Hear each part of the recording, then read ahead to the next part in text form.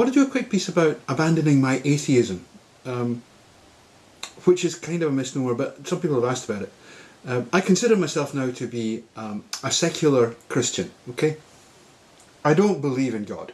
I can't make myself believe in something that my logic and my understanding of the world as it is renders impossible. I just can't do that. But I think that Christianity has got a terribly bad press over the last certainly 50 years, and I think a lot of that has been done for very dubious political reasons. It hasn't really been to do with the sort of purism of intellectual debate or religious debate or anything else like that at all. It's been a direct attack because Christianity is seen, and it is, as the basis of Western culture, which is fair enough. That is what Christianity is.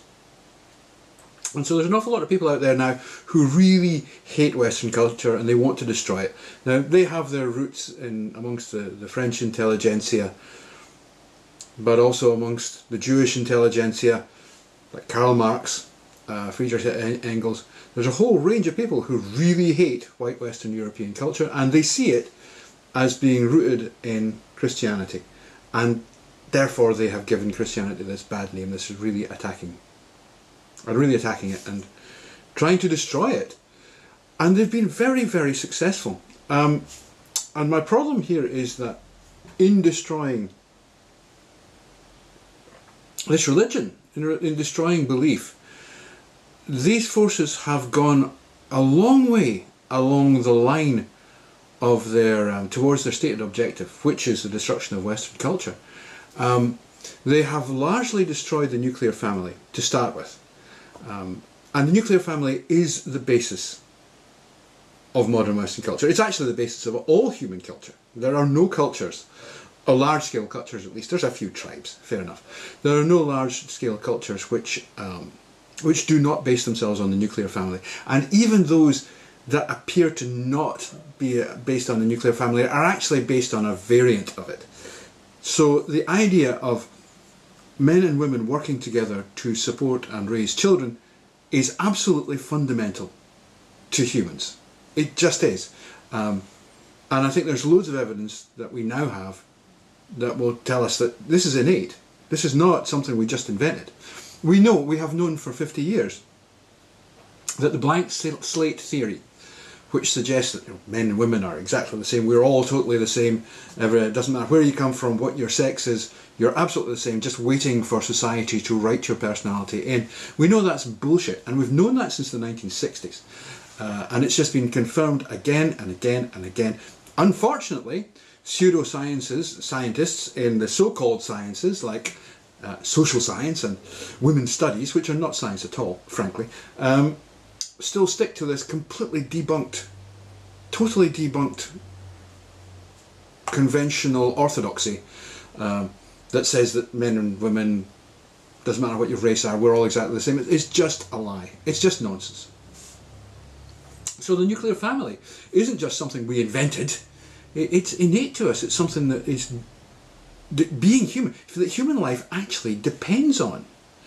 And the fact is that religious structures, in their social aspects anyway, are designed to protect and support that nuclear family. The feminist stuff about how it's to enslave women to men, these are just lies. They're just lies. And we're going to have to stop it because they're well on their way to totally destroying Western culture. This is the finest culture that has ever existed on the planet. It's that simple. There have been many very good cultures, and there still are. But the simple fact is, this is the one that invented medicine. Actual successful medicine. This is the one that invented science. This is the one that put men on the moon. This is the one that invented public health. I mean, I could go on and on and on to get bored. Western culture is the best culture on the planet. And it's founded on Christianity, which has at its centre the nuclear family. And of course Marxists and everybody inspired by Marxism, like feminists and black supremacists and all the rest of them, they are all absolutely, totally opposed to this idea. I mean, I kind of think these days that just being approved of by feminism is enough of a good reason for the rest of us to say we don't want anything to do with that, I'm afraid, because this is such a toxic ideology and we really need rid of it. There are many of these toxic ideologies which depend, they absolutely depend for the realization on the destruction of the family, right? And that basically is unacceptable. We can't have that. When somebody like Germaine Greer stands up and says that she regards one of her life's great triumphs as the damage that she has done to the nuclear family, then we know what kind of person we're dealing with here. We're not dealing with someone that you can deal with in a rational way. We're talking about an ideologue, someone who so fundamentally hates the culture that she was brought up in that she wants to destroy it. And I think for the rest of us we have to take a stand. And if I'm being asked to take a stand here, and I think I am actually, then I'm going to stand with the Christians. I'm sorry, I just am.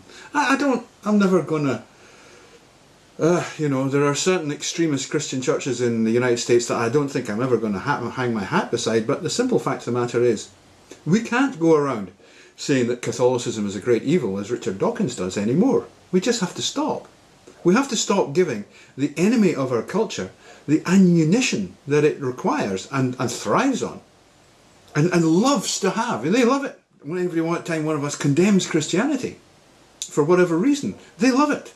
They absolutely love it. And yet, they embrace with open arms the of Islam, in which women really are literally slaves, and in which other people can be slaves. There's 23 million slaves in the world today, all of them held by Muslims. How can they do this? How can they say we're totally against Christianity and the nuclear family and then embrace Islam, which is also based on the nuclear family, but in a nuclear family in which women have less power?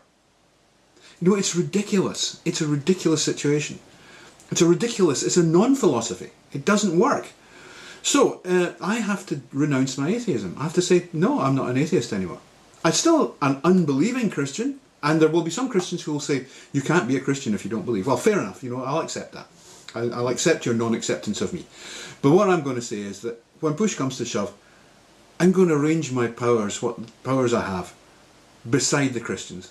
Because at the end of the day, the only power that has ever fought to defend Western culture is Christianity. And we have to protect it. At its centre is the nuclear family, and that is the absolute jewel that makes humans what they are. So, there you go, all those people who for years on YouTube elsewhere were criticised by me for being their Christian beliefs. Well, I won't be doing that anymore. And in fact, I haven't done it for some time. And all of you who want to slag me off for changing my mind, well, fair enough, you can slag me off. I don't mind. I change my mind. When I'm presented with new evidence and the facts require it, one changes one's mind. I'm with Winston Churchill on that. I'm with the Christians in political terms today. I don't believe in their God, but I do believe in their social system. It's the right one for humans. Please remember to like and share. It's very important that you do. And remember, most of what I'm talking about here will be discussed in greater depth with more references in my blog at rodfleming.com, Rod Fleming's World. So visit there, but please remember, like and share, get the love around there. Thanks.